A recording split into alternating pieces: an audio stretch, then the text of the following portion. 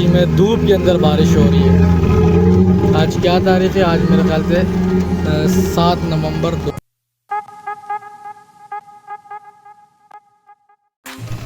ये देखो भाई, धूप भी निकली हुई और बारिश हो रही है कराची में। सही मोटी मोटी बारिश है, आप ये देख सकते हो बूंदे, और धूप भी आप देख सकते हो। सामने आप देख सकते हो छाया पड़ रही है धूप की। ये आप देखो, ये भी मैं आपको दीवार पे दिखाता हूँ। ये देख रहे हो आप, ये धूप है, ये बारिश की बूंदे भी आप देख सकते हो। कराची में धूप के अंदर बारिश हो रही है।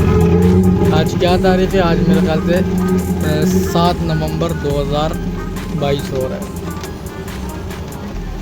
और ये आप देखो, ये बूंदे देखो आप, धूप में बारिश। वाह,